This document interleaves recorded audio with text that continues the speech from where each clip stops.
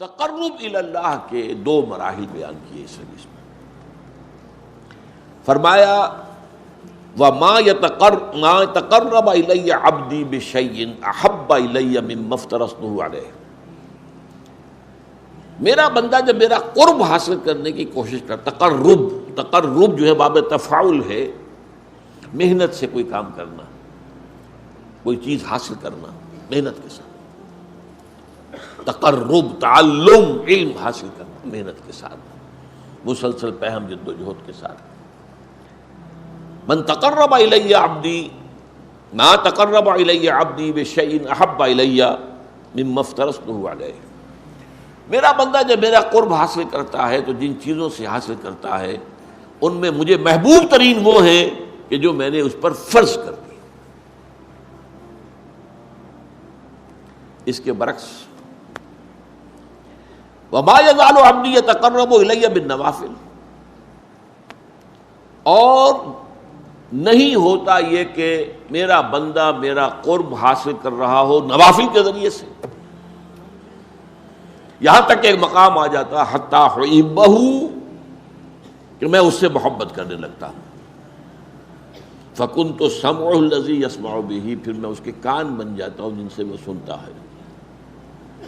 اب دیکھیے یہاں میں نے کہا تھا ہوشیار کے رہبر دب تیغست قدم رہا، ہوشیار ہو جائیے. اب ایسا پل صراط کا مقام آ گیا ہے کہ ذرا ادھر سے ادھر ہوئے تو معاملہ خراب ہو جائے. اللہ بندے کا کان بن جاتا ہے. وہ بصرہ الذی یبصر بہ، میں اس کے وہ آنکھیں بن جاتا ہوں جس سے وہ دیکھتا ہے. اللہ اکبر، کیا مطلب ہے اس کا؟ کون سمجھے گا؟ وَيَدَهُ الَّتِي يَبْطِشُ بِهَا، اور میں اس کا ہاتھ بن جاتا ہوں جس سے وہ پکڑتا ہے. وَرِجْلَهُ الَّتِي يَمْشِي بِهَا، اور اس کے پاؤں بن جاتا ہوں جس سے وہ چلتا ہے. اللہ اکبر، اللہ بندے کے پاؤں بن جاتا ہے. یہ کون سا مقام ہے؟ اب ان دونوں میں بلند تر کون سا مقام ہے؟ دیکھیے یہاں بھی وہی بات آئے گی. میں نے عرض کیا ہے کئی دفعہ، جہاد کے 3 مراحل ہیں: نفس کے خلاف جہاد، باطل نظریات کے خلاف جہاد، اور نظام باطل کے خلاف جہاد. سب سے اونچا کون سا ہے؟ نظام باطل کے خلاف جہاد. اہم ترین کون سا ہے؟ نفس کے خلاف جہاد. ای الجہاد افضل، افضل ترین جہاد وہ ہے نچلا والا، پہلی منزل کا. اس لیے کہ پہلی منزل ہوگی تو دوسری بنے گی، دوسری ہوگی تو تیسری بنے گی. اسی طرح یہاں پر بھی وہی. اب اس کو فوری کنٹراسٹ کہیے، تضاد نہیں، لیکن یہ کہ فوری طور پر ایک کنٹراسٹ تھا سامنے آتا. سب سے محبوب تو ہے فرائض کے ذریعے سے تقرب حاصل کرنا، محبوب وہ ہے. سب سے بلند یہ ہے. اب اس میں پہلی بات تو سمجھنے کی یہ ہے کہ اللہ سے تقرب کے معنی کیا ہے؟ کیا اللہ کہیں دور ہے؟ وہ سیڑھی چڑھ کے جانا پڑے گا اس کے پاس؟ یہ تو نہیں ہے. وہ تو میں نے آیت آپ کو سنا دی، سورہ قاف، وَلَقَدْ خَلَقْنَا الْإِنسَانَ وَنَعْلَمُ مَا تُوَسْوِسُ بِهِ نَفْسُهُ وَنَحْنُ أَقْرَبُ إِلَيْهِ مِنْ حَبْلِ الْوَرِيدِ. ہم نے ہی انسان کو پیدا کیا، ہمیں معلوم ہے اس کا نفس اندر سے کیا وسوسہ اندازی کرتا رہتا ہے. یہ نفس امارہ، ان النفس لامارۃ بالسوء، we know it. ہم ہی نے بنایا نا. وہ ساری خواہشات ہم نے رکھی اس نفس کے اندر، وہ سارے اینیمل انسٹنکٹس ہم ہی نے رکھے ہیں نا اس کے اندر. we know it. کیا گھڑی ساز کو پتہ نہ ہوگا گھڑی میں کون سے پردے ہیں؟ لیکن یہ کہ وَنَحْنُ أَقْرَبُ إِلَيْهِ مِنْ حَبْلِ الْوَرِيدِ، ہم اس سے قریب تر ہیں اس کی رگے جان سے بھی، سب سے بڑی جو رگ ہوتی ہے. تو اللہ تو اتنا قریب ہے، پھر تقرب کی کیا بات ہے؟ یہ بات غور طلب ہے. اللہ قریب ہے، ہم دور ہیں. بہت پیارے اشعار ہیں.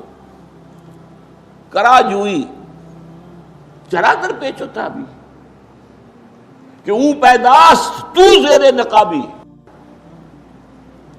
کسے ڈھونڈ رہے ہو بھائی آ کر یہاں جنگل کی گپھاؤں میں اور غاروں میں اور پہاڑوں کی چوٹیوں پر؟ کسے ڈھونڈ رہے ہو؟ یہ پیچ و تاب کیا ہے تمہارے اندر؟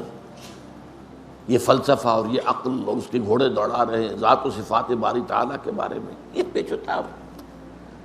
اسی کشمکش میں گزری میری زندگی کی راتیں، کبھی سوز و ساز رومی، کبھی پیچ و تاب رازی، یہ پیچ و تاب۔ اقبال نے اس حرف پیچا پیچ کہا ہے، فلسفہ، منطق۔ کرا جوئی چرا در پیچ و تابی، کرا کہرا چرا چہرا، یہ فارسی میں اس طرح شعری ضرورت کے تحت یوں بنتے الفاظ کہ تو پیدا کہ او پیداست تو زیر نقاب، وہ تو سامنے ہے، ظاہر ہے، پردہ تو تمہاری آنکھ پہ پڑا ہوا ہے، زیر نقاب تو تم ہو۔ یہی وجہ ہے جنہیں عام طور پہ داتا بخش کیا دیا جاتا ہے، شیخ عثمان بن علی الجلابی ثم حجویری ثم لاہوری، ان کی کتاب یہ تصوف کی بالکل ابتدائی کتابوں میں سے ہے، کشف المحجوب، بالکل ابتدائی، امہات الکتب میں سے تصوف۔ نام کیا ہے؟ کشف المحجوب۔ حجاب میں ہم آئے ہوئے ہیں، وہ تو ہے، ہر جگہ ہے، وہ معکم اینما کنتم، تم جہاں بھی ہوتے ہو تمہارے ساتھ ہوتا ہے۔ اب یہ پھر بڑا خطرناک مسئلہ، اس پہ بڑی بحثیں، کیا اللہ یہاں ہے؟ وہ تو کہہ رہا جہاں بھی تم ہوتے ہو میں ہوتا ہوں۔ اب اس میں ایک تعویل کی گئی، صفاتی طور پر ہوتا ہے کہ وہ ہماری ہر بات کو دیکھ رہا ہے، وہ کہیں دور بیٹھا ہوا، یہ ایک خاص تصور ہے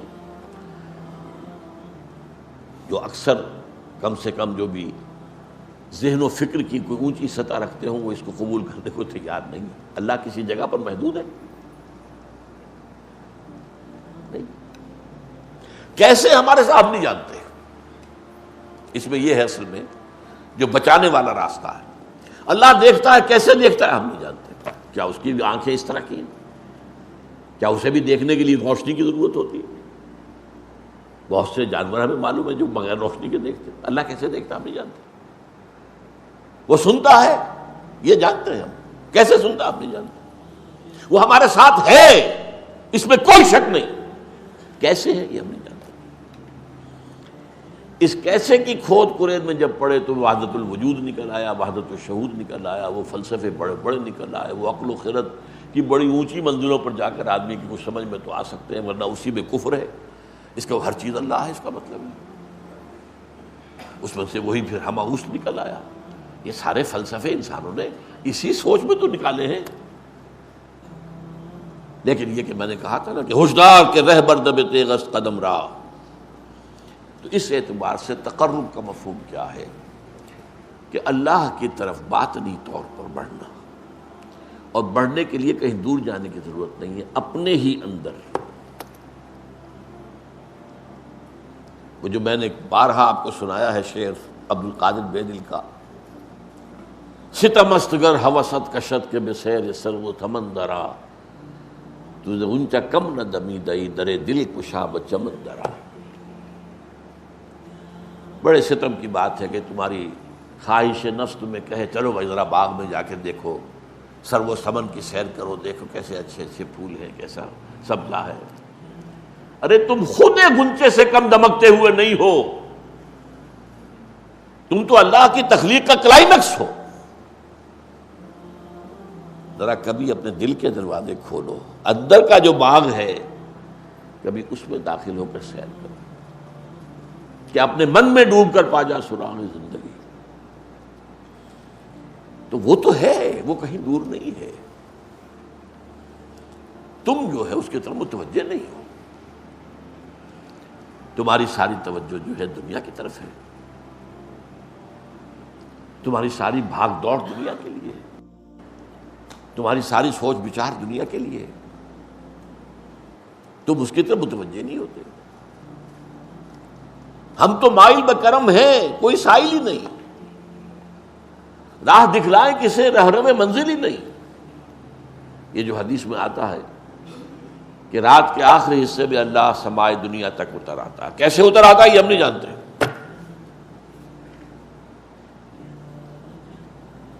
قیامت کے دن اللہ اس زمین پر نزول فرمائے گا. وجاء ربک والملک صفا صفا، میدان قیامت اسی زمین پر ہوگا. قصہ زمین برسر زمین طے ہوں گے. اللہ آئے گا. وَيَحْمِلُ عَرْشَ رَبِّكَ يَوْمَئِذٍ ثَمَانِيَةٌ، 8 فرشتے اللہ کے عرش کو تھامے ہوئے ہوں گے اور وہ نزول فرمائے گا. پھر وہ عدالت خدا بندی لگے گی، حساب کتاب ہوگا. کیسے ہم نہیں جانتے. اس اعتبار سے تم اصل میں اپنے باطن میں جھانکو. باطن میں کیا ہے؟ اب وہ بات جڑ جائے گی، وہ جو شروع کی بات تھی. دل کی گہرائیوں میں روح ہے، اور روح اس کا تعلق اللہ کی ذات کے ساتھ ہے.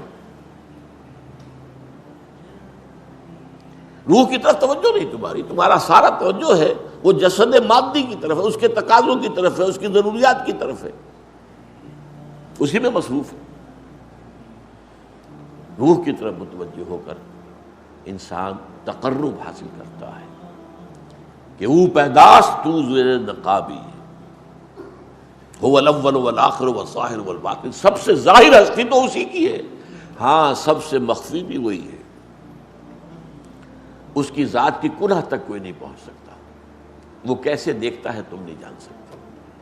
اس کا ہاتھ ہے ید اللہ، لیکن اپنے ہاتھ پر قیاس نہ کر بیٹھنا. اس کی کوئی تجلی ہے جسے کہا گیا ہے کہ اس کی ران کھولی جائے گی. یوم یکشف عن ساق، اس کو کیا ہو اسی وقت پتہ چلے گا. آج ہم یہاں اس میں بحث کریں گے تو ہم گمراہی میں مبتلا ہو جائیں گے. یہ متشابہات میں سے.